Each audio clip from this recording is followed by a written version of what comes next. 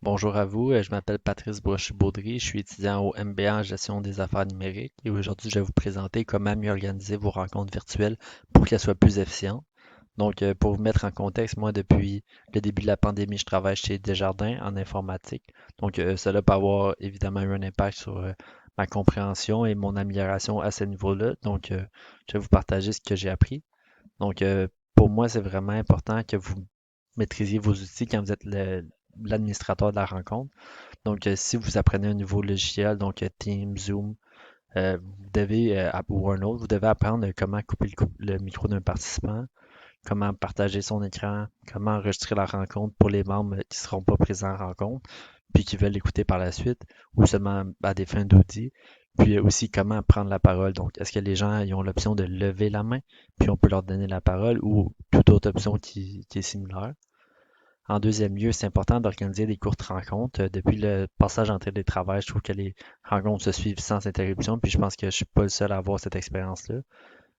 Vos rencontres devraient donc être plus courtes, se terminer à 25 ou à 55 pour avoir un impact positif sur tout le monde. Donc, on peut penser aux parents que leurs enfants sont présents et qui ont besoin d'aller les voir, ou même dernièrement, je sais que les garderies, il y a eu beaucoup d'enjeux avec des grèves. Ça, il faut prendre ça en compte. Même chose pour les fumeurs. Quand ils étaient au bureau, il y avait des pauses, là. Ils n'ont peut-être pas le temps d'y aller. Ceux qui ont des animaux de compagnie, justement, qui ont peut-être un comportement différent quand ils sont en présence d'eux. Ou n'importe qui a d'autres besoins personnels, que ce soit aller prendre un café ou autre chose, de l'eau. Tout le monde a besoin de 5 minutes une fois de temps en temps dans un avant-midi ou un après-midi. C'est important d'organiser des courtes rencontres pour qu'il y ait de l'attention.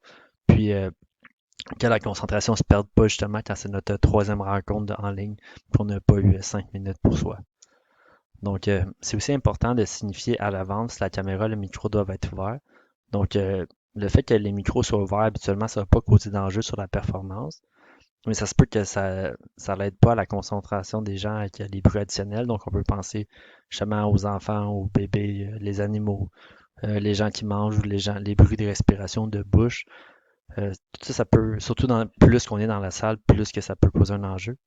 Ça, justement, ça peut être important à signifier au début de la rencontre si on veut que tout le monde, à part la personne qui parle, ait son micro de fermé. Peut-être on lève la main pour discuter.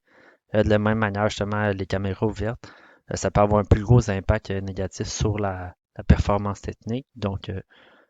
Si justement il y a un enjeu, ben là, on peut suggérer aux gens de fermer leur caméra parce qu'à la base, la caméra, ça peut amener une valeur ajoutée sur le non-verbal et l'esprit d'équipe, puisqu'on comprend beaucoup à partir du non-verbal.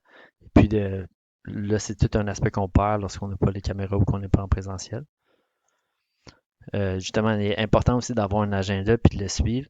Lorsqu'on est en télétravail, il est vraiment facile de multitasker, d'avoir notre chat ouvert, de regarder nos courriels, de travailler sur d'autres dossiers.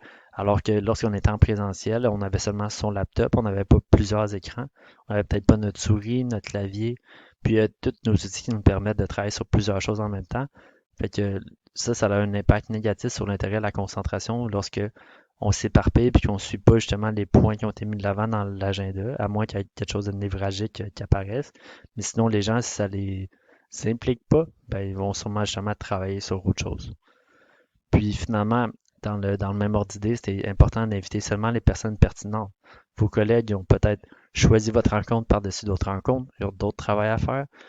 Si vous les invitez, euh, il faut que ces personnes-là aient une valeur ajoutée, que ce soit une information à communiquer, une information à apprendre. Mais si pour eux, il n'y a aucune valeur à être présente, ben, à long terme, vos rencontres par ces gens-là vont juste être ignorées. Puis ces gens-là vont juste voir ça comme une perte de temps. Fait que pensez-y bien avant d'inviter les personnes. Vous pouvez les mettre facultatives au lieu de les mettre obligatoires dans Outlook. C'est toutes des options pertinentes pour que vos rencontres soient concises et optimales. J'espère que cela va vous aider lorsque vous allez organiser vos rencontres dans le futur. Je vous souhaite une bonne journée. Merci.